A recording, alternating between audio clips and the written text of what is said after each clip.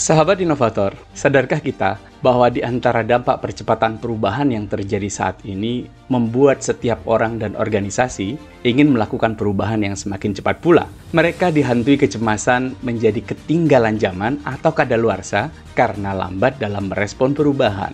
Kalimat dari Jack Welch, "If the rate of change on the outside exceeds the rate of change on the inside, so the end is near." Tentu kalimat ini membuat sebagian kita menjadi merasa khawatir dan ketakutan. Dan tentu saja tidak akan ada seorang pun yang bersedia untuk mengalami kiamatnya, bukan? Akhirnya semakin hari kita temui ide-ide baru bertebaran di sekitar kita. Mulai dari gagasan mikro yang lebih nampak sebagai sebuah optimasi daripada inovasi, atau sebuah gagasan yang benar-benar baru dan makro. Perubahan mikro bisa kita temui misalkan perubahan alur pelayanan di minimarket, atau perubahan seragam dari karyawannya. Di sisi lain, mungkin mulai Anda temukan minimarket baru yang mencoba menantang para jokan lama dengan menawarkan model bisnis yang berbeda. Nah, inilah di antara contoh perubahan makro itu. Sayangnya, di saat banyak orang berupaya untuk menciptakan perubahan-perubahan tersebut, tak jarang yang berhenti di tengah jalan. Bahkan tak sedikit pula yang sudah berhenti sesaat setelah perubahan itu diluncurkan. Penyebab utamanya tentu saja adalah penolakan atau keengganan pengguna untuk menggunakan gagasan tersebut. Pengguna tidak mampu menemukan alasan untuk membuat mereka menggunakan gagasan itu. Karena untuk merubah perilaku pengguna juga bukan persoalan sepele sebetulnya. Perilaku atau kebiasaan manusia juga terikat dengan hukum kelembaman seperti kita tahu. Bahwa yang diam cenderung diam, yang bergerak cenderung bergerak. Oleh karena itu tidak mudah untuk merubah perilaku mereka. Kesimpulannya, ada banyak orang yang hanya karena tidak ingin disebut lambat, justru mereka berinovasi dengan serampangan. Nah, pertanyaannya sekarang teman-teman sekalian, apa yang harus kita lakukan? Berubah dengan cepat atau berubah dengan tepat? Ada sebuah analogi yang perlu saya sampaikan kepada teman-teman semua. Anda tahu peluru kendali?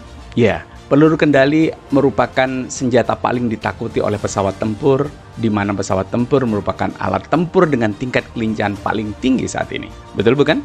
Nah, mengapa demikian? Karena peluru kendali memiliki dua sifat sekaligus, yaitu kecepatan yang cukup untuk mengejar sasaran dan kemampuannya untuk mengunci dengan tepat target sasarannya, meski target itu bergerak dengan manuver seperti apapun. Dengan kemampuan tersebut, membuat reputasi peluru kendali menjadi semakin ditakuti. Bayangkan, jika peluru kendali hanya memiliki kecepatan yang sangat tinggi namun tak mampu mengunci sasaran dengan tepat, apa yang akan terjadi kira-kira? Justru kecepatan yang dimilikinya akan berdampak fatal. Karena semakin cepat ia melesat, artinya semakin cepat ia akan mengenai sasaran yang tak seharusnya atau keliru. Bukan hanya buang-buang sumber daya, tapi dampak yang lebih mengerikan adalah senjata itu justru akan mengenai kawan sendiri atau objek sipil yang semestinya justru harus dilindungi.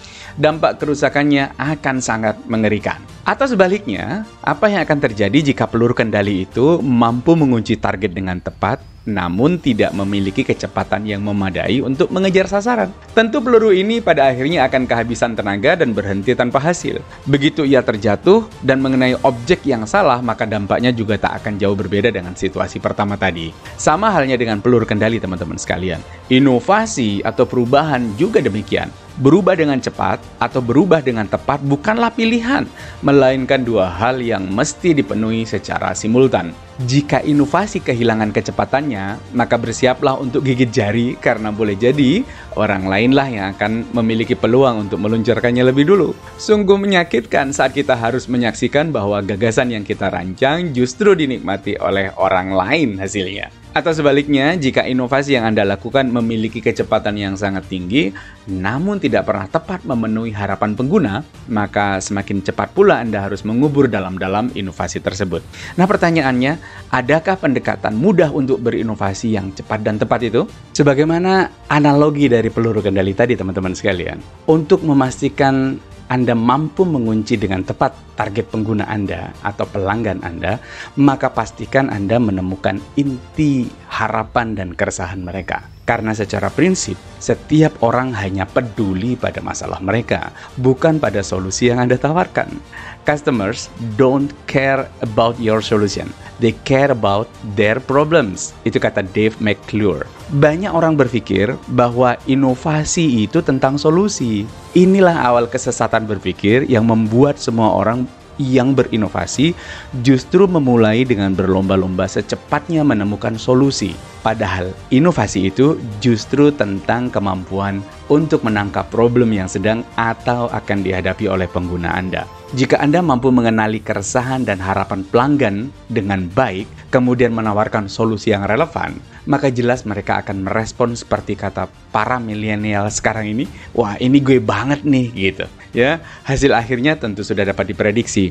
Mereka akan menjadi pengguna loyal dari inovasi Anda. Sementara untuk memastikan bahwa Anda cukup cepat meluncurkan inovasi itu dan membuat orang lain menjadi tidak relevan adalah kemampuan Anda untuk melakukan uji produk secara cepat. Maka dari itu, Anda perlu dengan segera membuat prototipe dari inovasi yang Anda kerjakan sehingga dapat dengan cepat Anda uji cobakan kepada target pelanggan Anda. Saat mereka memberikan umpan balik atas prototipe yang Anda buat tadi, maka itu akan menjadi informasi yang teramat penting untuk membuat inovasi Anda menjadi semakin presisi dan valid. Jika proses itu dilakukan dengan singkat, ringkas, dan beberapa kali pengulangan untuk menemukan versi yang lebih tepat, maka sesungguhnya Anda telah menghasilkan sebuah peluru kendali yang tak akan pernah salah dan ketinggalan sasaran. Dengan kemampuan ini, maka persaingan menjadi tidak relevan lagi loh bagi Anda. Pertanyaannya, adakah metode praktis yang dapat membuat kita bisa melakukan semua hal tersebut? Jawabannya ada, saudara sekalian. Seluruh langkah dan metode praktis yang berdampak ini dikenal dengan Design Sprint, sebuah metode inovasi yang dikembangkan di salah satu perusahaan paling inovatif di dunia, Google.